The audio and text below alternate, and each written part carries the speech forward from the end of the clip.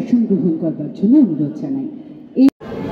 যারা বিভিন্ন উপাদান তৈরি করে আমাদের দৈনন্দিন জীবনের, সেই সমস্ত স্টলের দোকানদারদের, তাদের সহকর্মীদের আমি ধন্যবাদ অভিনন্দন জানিয়ে কয়েকটি কথা বলবো। আমাদের জাতির জনক মহাত্মা গান্ধী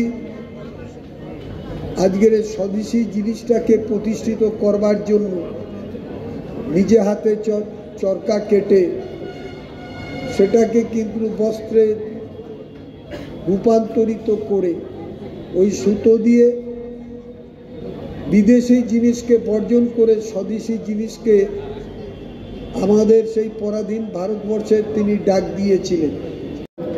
খাদি ও গ্রামীণ শিল্প পর্ষদের যিনি চেয়ারম্যান কল্লোল খান, উনি আমার সতীর্থ বিধায়ক হলে আমাদের দাদার মতো। এইখানে আসবার পর থেকে অনেক প্রসারতা বেড়েছে। আর একটা মধ্যমগ্রাম পৌর এলাকার জন্য ওনার একটা আলাদা নজরও আছে।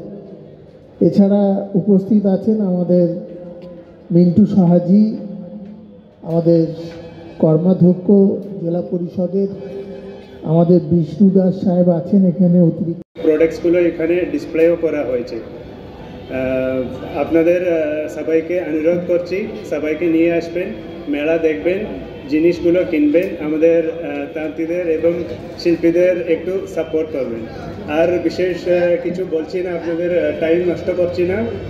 সবাই ভালো থাকুন, সুস্থ থাকুন। সবাইকে আরেকবার শুভেচ্ছা অভিনন্দন জানিয়ে আমার বক্তব্য। ময়দানে মানুষের কাছে প্রচণ্ডভাবে ব্যাপ্তি ছড়িয়েছে, কি বলবেন? পশ্চিমবঙ্গের মামাজি সরকারের মাননীয় মুখ্যমন্ত্রী, তিনি গ্রামীণ শিল্পকে নতুন করে বাঁচবাকে সুযোগ করে দিয়েছেন। প্রথমেই তাকে আমি আমাদের খাদি পরিষদের তরফে ধন্যবাদ অভিনন্দন জানাই। তার সার্বিক সহযোগিতা বিভিন্ন জেলায় তারা অনুষ্ঠিত হতো না। আমি তারপরে বোর্ড সিদ্ধান্ত আলোড়ন করেছে, কি কি মানে নতুনত্ব এখানে থাকছে? আমাদের এবছরের নতুনত্ব হচ্ছে যে আমাদের এই জেলাতেই খাদি বোর্ডের একটা প্রোডাকশন সেন্টার আছে অশোকনগরে, যেটা অনেকদিন ধরে বন্ধ ছিল। তো আমাদের এই যে আমাদের এখন বর্তমান যিনি ডিস্ট্রিক্ট অফিসার বিশ্ব সরকার, যিনি আমাদের রাজ্যেও একটা পোস্ট হোল্ড করেন, তো ওনাকে আমি পাঠাই এখানে। পাঠানোর পরে ওই প্রোডাকশন সেন্টার বন্ধ হয়ে যাওয়া প্রোডাকশন সেন্টার খোলা হয়। খুলে আমাদের যা রিসোর্স আছে সেটা দিয়ে আমরা অনেক গার্মেন্টস আমরা তৈরি করেছি, লেডিস গার্মেন্টস, বিশেষ করে কুর্তি, লেডিস শার্ট ইত্যাদি, এবং ছেলেদের শার্টস, পাঞ্জাবি, ফতুয়া ইত্যাদি। সেই জিনিস কালকে আমাদের এখানে আনা হবে এবং আলাদা করে এখানে রাখা হবে। এবং আমরা এই প্রোডাকশন সেন্টারের জিনিস অন্যান্য আমাদের যে সেলস কাউন্টারগুলো আছে কলকাতাতে, সেখানে আমরা বিক্রি করছি।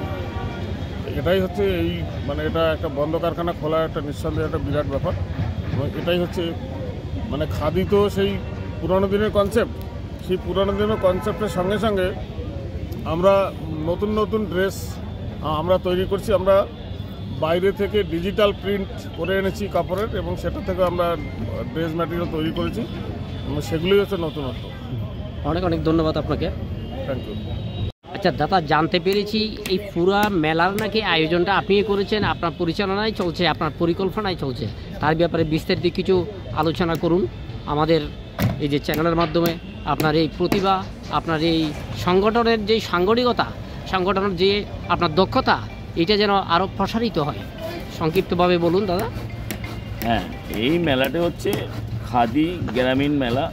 আমি একটা কন্ট্রাক্টর, আমার ফার্মের নাম হচ্ছে বিউটি ডেকোরেটার্স অ্যান্ড ইলেকট্রিক, এবং আমি একজন ফিজিক্যালি হিসাবে বিভিন্ন জায়গায় মেলা করে থাকি, বিভিন্ন গভর্নমেন্টের টেন্ডারের মাধ্যমে কাজ করি, এবং আমার ম্যান পাওয়ারও বিভিন্ন দিক থেকে আছে, এবং আরও গভর্নমেন্টের বিভিন্ন পিডব্লিউডি থেকে শুরু করে সর্বদিক থেকে আমরা কাজ করে থাকি। এবং সেটা ইন্টারনেট কাজটা থেকে আমার এই কাজের দক্ষতা হিসাবে, সেই হিসেবে আমাদের বিভিন্ন যে সমস্ত অফিসাররা আছে সেই হিসাবে আমাকে কাজটা তারা আমাকে দেয়, এবং তারাও সহযোগিতা করে। আর একটা বিষয় হচ্ছে, কাজটা তো দিলে হবে না, একটা ম্যান পাওয়ারের একটা বিষয় থাকতে পারে। সেই ক্ষেত্রে আমার ম্যান পাওয়ার যে হিসেবে আছে, যে কোনো মুহূর্তে আমার কাজ তোলাটা কোনো ব্যাপার না। ঠিক আছে, অনেক অনেক ধন্যবাদ আপনাকে। এই কার্যক্রম আরও অব্যাহত থাকুক, এটাই কামনা করি।